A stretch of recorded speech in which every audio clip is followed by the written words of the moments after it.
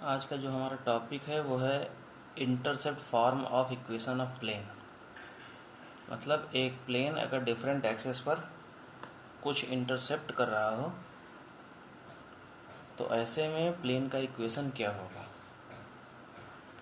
तो हम लोग मान लें कि ये हमारा कोऑर्डिनेट सिस्टम है।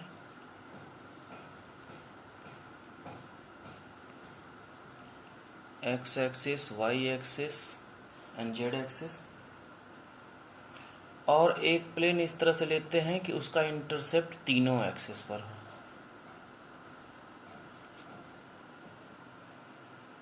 इंटरसेप्ट जब होगा और वो एक्स एक्सिस पर है तो सिर्फ एक्स वाला कोऑर्डिनेट होगा, बाकी वाई और जेड जीरो हो जाएंगे।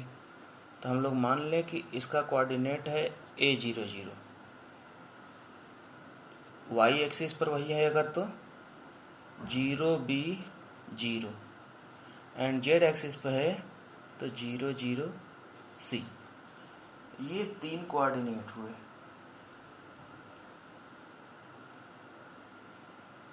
अब इसको हम लोग लिखते हैं, late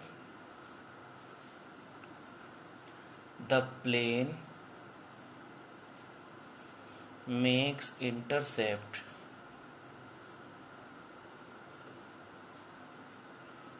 A, B and C on X, Y and Z axis respectively. We know equation of plane क्या होता है। Equation of plane 3D form में क्या होता है, AX plus BY plus CZ plus D equals to 0। ये होता है हमारा इंटरसेप्ट फॉर्म। ठीक है।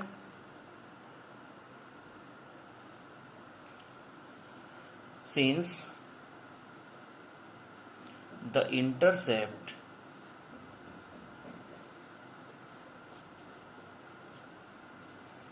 Are ABC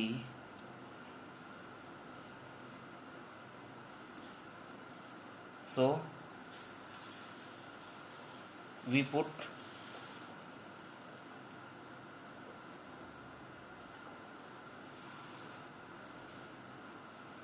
the coordinates of the point A, B and C, we get। बारी बारी से अगर इन कोऑर्डिनेट्स की वैल्यू इक्वेशन में रखा जाए तो हम क्या पाते हैं, इस बात को ध्यान रखना है। क्या है, AX plus BY plus CZ plus D equal to 0। ये इक्वेशन हो गया। पहले लिखिए, if it passes through A, 0, 0 then x तो आया प्लस ये 0 plus D equal to 0। This will implies AA is equal to D और या A is equal to minus D upon A। ठीक। इफ इट आल्सो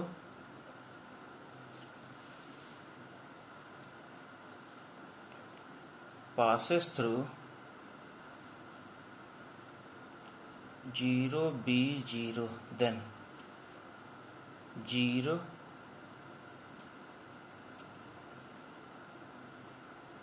यहाँ से हमको क्या मिलेगा, BB is equal to minus D और B मिल जाएगा माइनस D अपॉन B।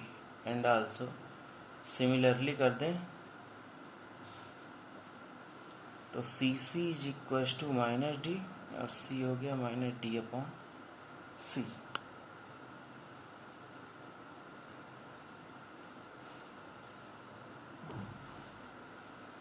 ठीक,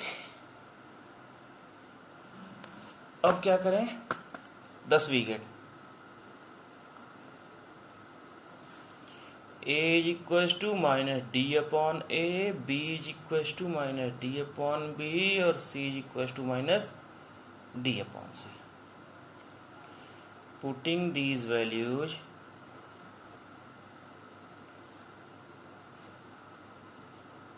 in equation किसमें, 1 में. 1 में जब हम लोगों ने रखा तो क्या मिलेगा, हमें मिलेगा x upon a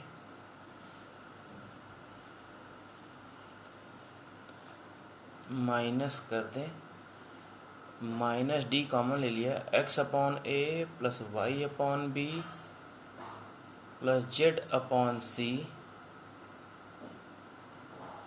plus d is equal to 0. यही मिला. ए की जगह पे रख दिए कितना, minus D upon A, B की जगह पे रख दिए माइनस डी अपॉन बी, सी की जगह रख दिए माइनस डी अपॉन सी. ठीक, और डी बचा रह गया. डी को आप उधर भेजो,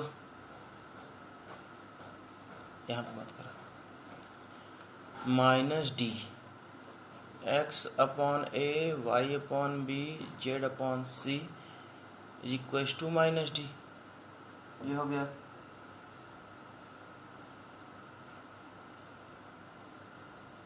क्या मिलेगा हमको, मिला हमको x upon a plus y upon b plus z upon c is equal to 1. ये होता है प्लेन का इंटरसेप्ट फॉर्म.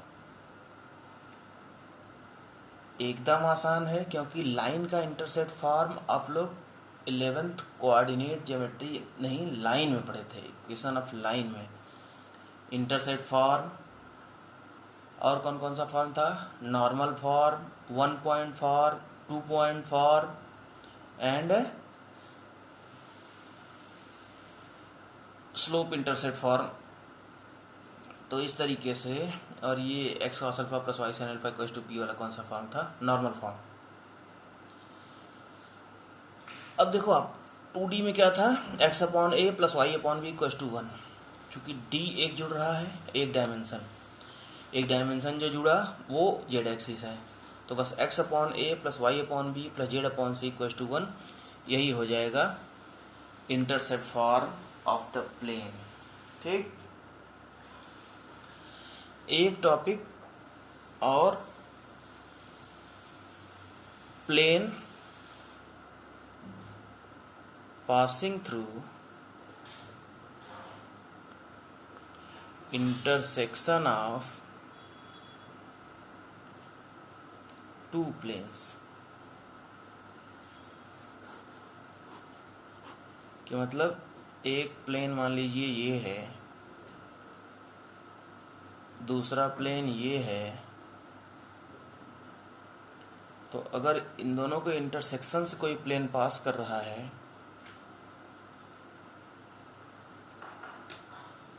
तो उसका इक्वेशन क्या होगा, प्लेन 1 को P1 कह लें, प्लेन 2 को P2 अगर कह लें, तो इस प्लेन का इक्वेशन क्या होगा, इस चीज को हमें देखना है. अब पहले कुछ डिसाइड करिए. लेट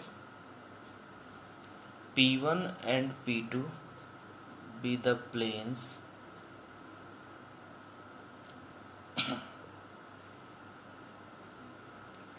whose equations are, क्या होगा, क्या है, होता है प्लेन का equation r dot n equals to d. तो n को n1 कह लीजिए, d को d1 कह लीजिए.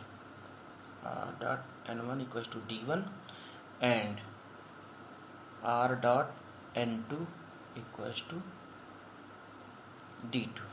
ठीक, ये दो इक्वेशन हो गए. देखो एकदम आसान है ये, क्योंकि जब भी इंटरसेक्शन से ले जाते हैं तो हम लोग क्या करते हैं कि उसको लैम्डा से जोड़ देते हैं।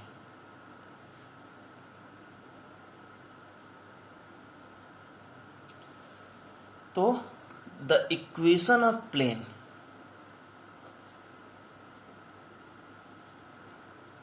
passing through the intersection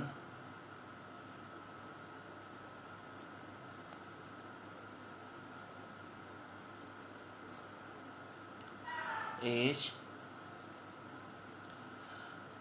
r dot n1 minus d1, minus ले लेते हैं,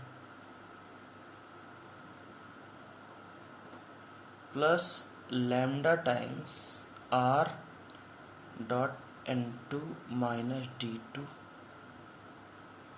इक्वल्स टू 0, ये होता है। यानी आप इसको एक तरीके से लिख सकते हो, r को एक साथ कर लो, this will implies r dot n1 plus lambda n2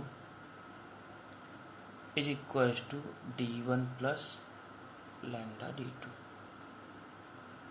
ये भी हो गया एक equation of plane passing through the intersection of two planes. सिर्फ लैम्डा से ऐड कर दीजिए दोनों इक्वेशन को, वही इक्वेशन ऑफ प्लेन हो जाता है। अब इसका कार्टेशियन फॉर्म देख लिया जाए।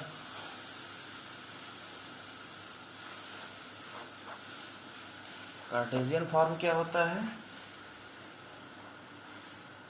वही सारी चीजें हैं। n1 n2 को ले लें, r को ले लें, let r is equal to xi plus y j plus z k. ये तो हम लोग जानते हैं r को क्या लेना है। n1 को क्या ले लें? a1 a2 a1i b1j c1 के, n2 a2i b2j c2 के। ठीक, तीनों वैल्यू ले लिए। अब रख दे, देन वैल्यू रखने पर क्या मिलेगा? a1x plus b1y plus c1z minus d1 plus lambda times a2x plus b2y plus c2z minus d2 equals to 0। ये हो गया कार्टेशियन फॉर्म। ये भी आसान था।